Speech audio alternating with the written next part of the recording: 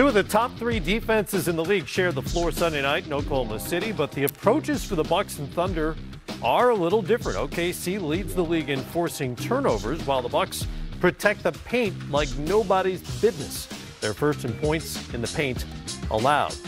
Bucks best record in the league, OKC third in the West. First meeting of the season between the two. Stars all over the place, including Western Conference All-Star starter Paul George, who's had himself quite a week and had himself quite a half. 21 in the first half against Milwaukee. Yeah, he's been cooking. I mean, you got to be on your long list of MVP candidates too. It is a long list. It's kind of a list. growing list. Yeah. It's unmanageable. Need to shorten that list.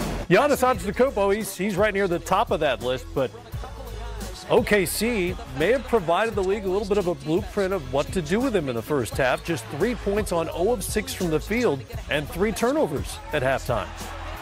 Yeah, multiple Bucks players just seemed to really struggle to start this game, including Giannis, and they picked it up as the game went on, but credit to the Thunder for the win.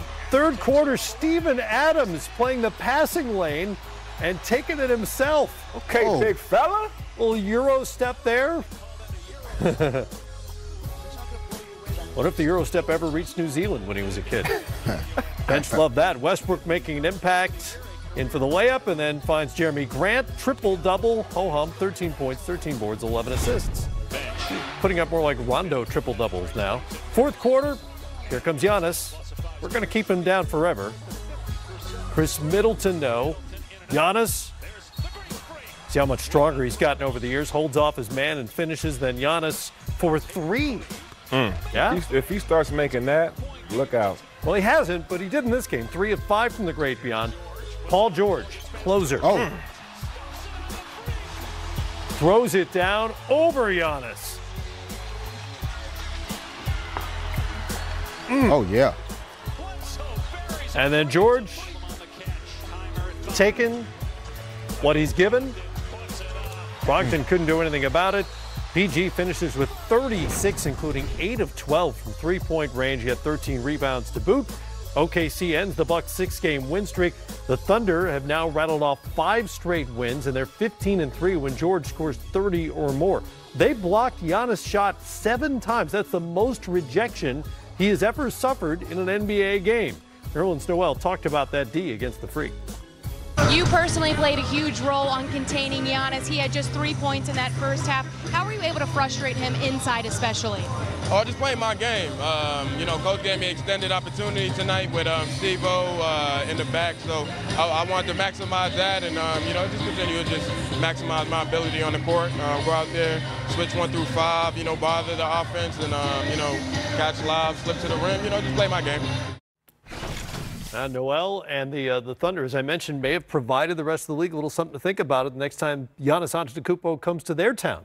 Well, maybe something to think about, but everybody can't do what the Thunder was able to do today, really because of their length, versatility, and size. Here, as you see, switching, Ferguson on the basketball, but Paul George and Steven Adams inside, multiple bodies clogging the paint. Giannis never really saw clear driving lanes.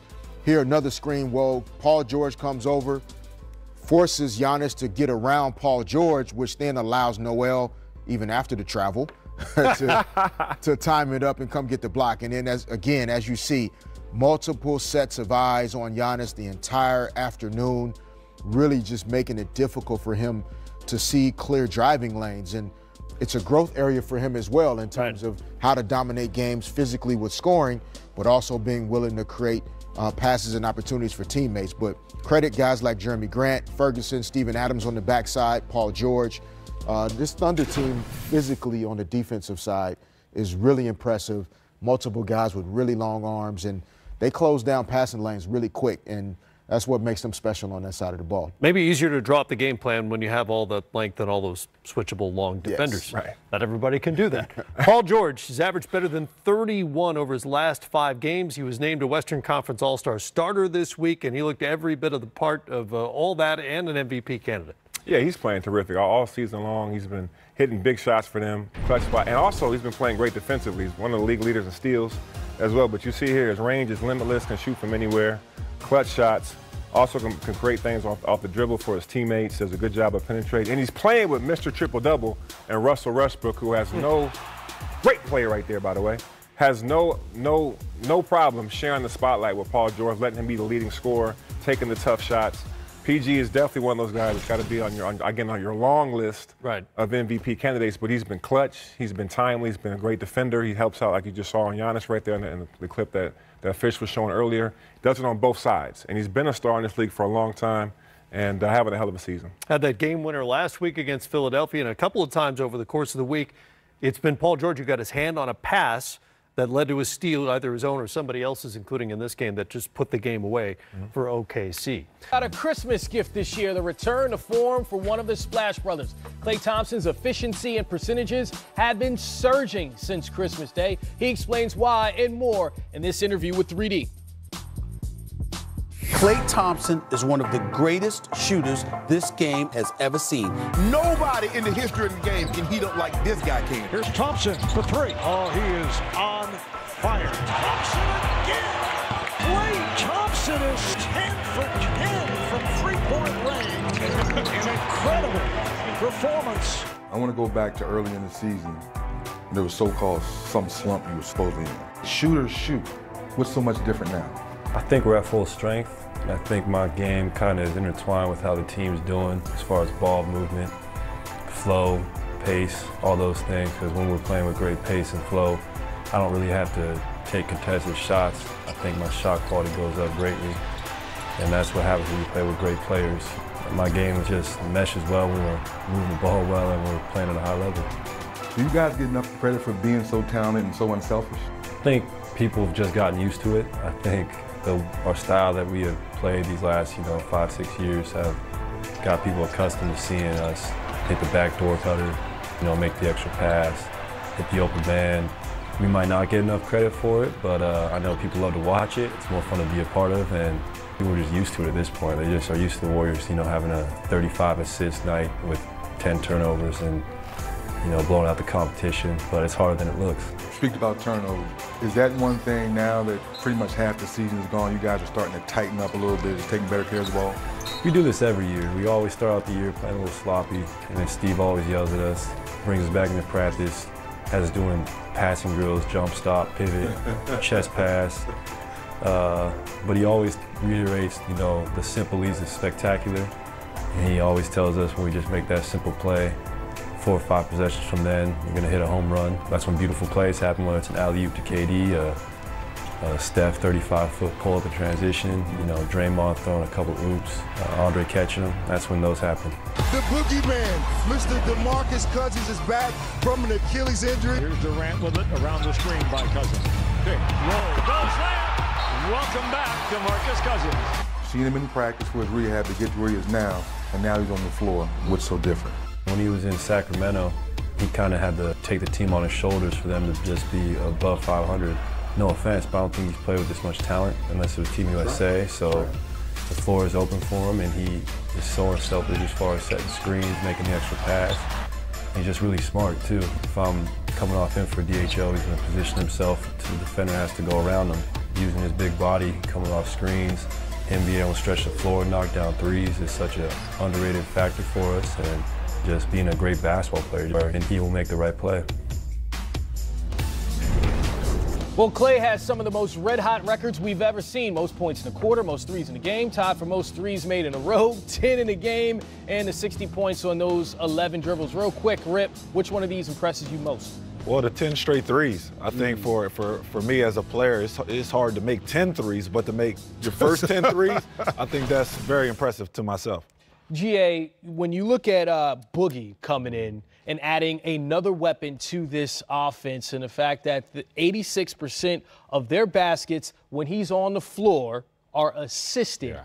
And then the Wizards were like, okay, we're going to crowd the three-point line and not give them that.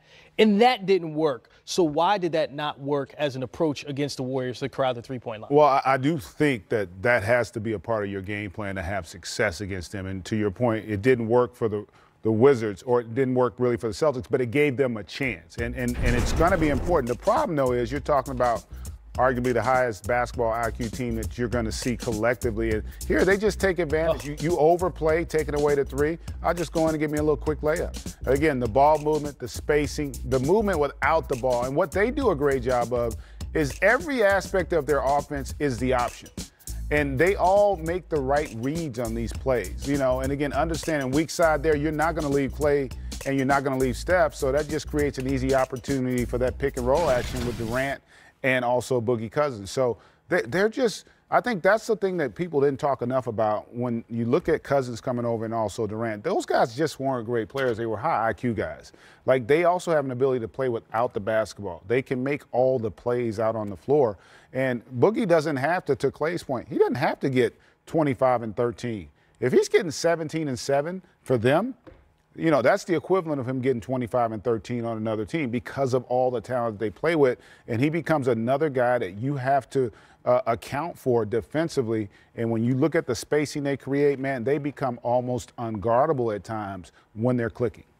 Rip, when you look at the Warriors and their adjustments offensively, that's easy to see. But defensively against Boston, they also made some adjustments in that game. Oh, yeah, people forget how great of a defensive team this team is. I mean, when you look at the numbers, they slipped a little bit from the previous 2 years. But this is a team that really kind of gets at it. And it starts with Klay Thompson and his ball pressure. I think he's one of the best two-way players that we got in the game. And him guarding Kyrie Irving right here. But look at the weak side. You got two guys in the paint. You got Steph Curry and Draymond Green helping, and is willing to give up the shot for Al Horford. Again, you see three guys, all of them, they got their eyes on Kyrie Irving because they know that he's a big part of this team. Now you got a guy like Boogie Cousins that can pretty much be a rim protector for this team, which they've been lacking all season long.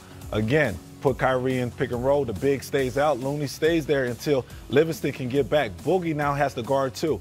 Now he does a great job of getting in front of Al Horford, and now when they do that, now they're in transition, and this is where they make teams pay. If this team's allowed to get in transition and get easy baskets, especially like that, they're just too good of a team. They share the ball. They average, you know, close to 30 assists a game. This is a team that's tough to beat, not just because their offensive game, but their defense has also been great too. Certainly a dynamic ball club. We all know about the Splash Brothers, but now they have the Splash Cousins. I mean, he's shooting 57% from three-point range since coming over. But how has he unlocked this offense in different ways? Well, the big thing for him is the shot quality. Okay, when you're the focal point of the offense, oftentimes you're going to take a lot of 9-1-1s. You're going to have to create all your own offense. And you see here, offense gets creative for him. I mean, these are not hard shots.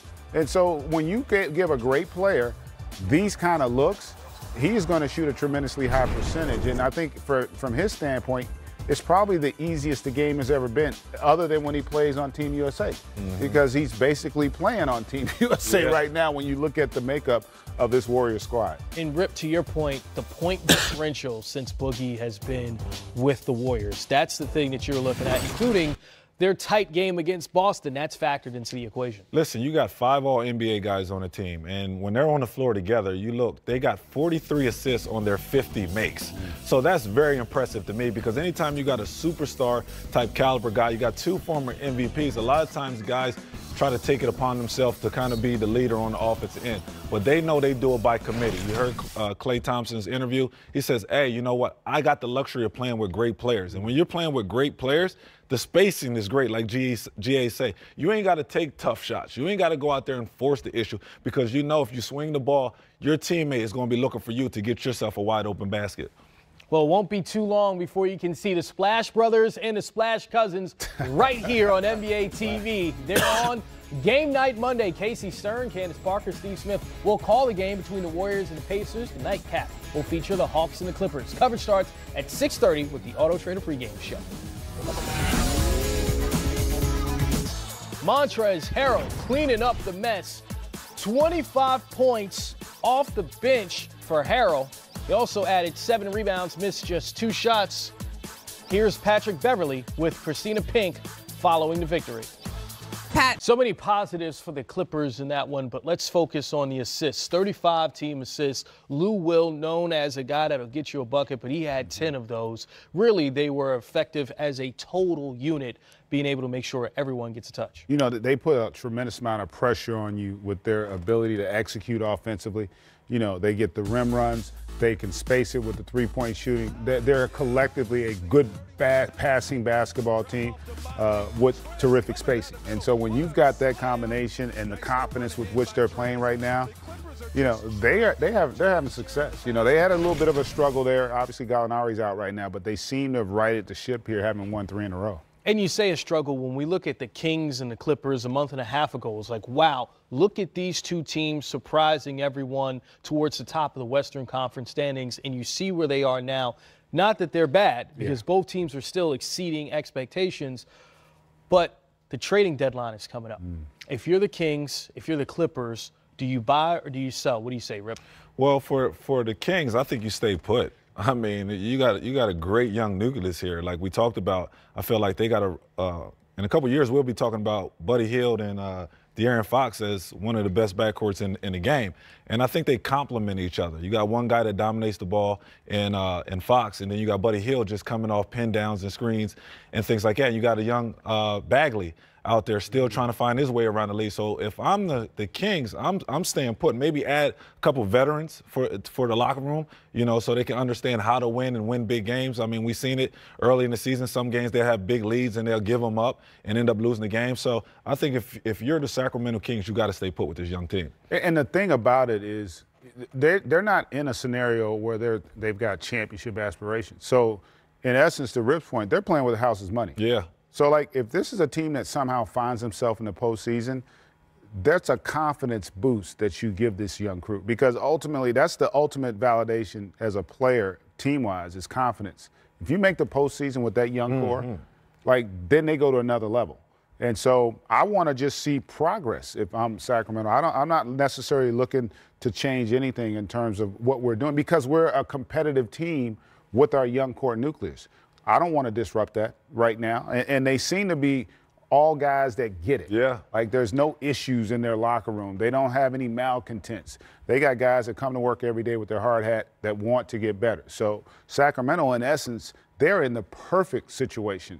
They're ahead of expectations right now. They got a great young core nucleus that they just want to continue to develop, because at some point, Golden State's not going to be Golden State. Now, that may not happen for a couple years, but eventually there's going to have to be a new kid on the block. We see it in the Eastern Conference right now, and you see how many of those teams are taking another step. I think Sacramento is kind of indicative of that, and they are heading in the right direction. Taking a step back, you mentioned the Clippers and the depth that they have, because Danilo Gallinari not playing right now, Montrezl Harrell able to give you 25 off the bench. When you look at the fact that the Clippers can rely on bench guys like Montrezl and like Lou Will, does that make them, you look at them as a team that could make the playoffs out west? Absolutely. You know, I thought they'd have a chance, but they've exceeded my expectations as well. I mean, in part because of how good Harrell has played for them. Obviously, Lou Williams is a six-man-of-the-year candidate every year. But then you look at how good Tobias and Gallinari have played.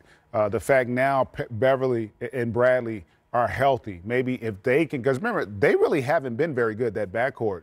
So now if you start getting consistency out of those two, this becomes a much scarier team. I think everybody, when you look at that Western Conference, there's Golden State and there's everybody else. And so if you're the Clippers, you're like, we can beat anybody 4 times in a 7-game series. And they've been doing it by committee.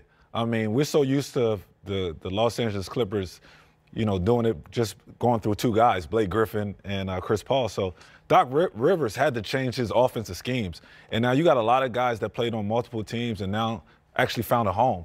And they love playing with each other. And when it showed last year, because they came out and played hard every game. They didn't have the talent, but they played hard each and every night. And now they're starting to figure it out. Tobias Harris is coming into his own.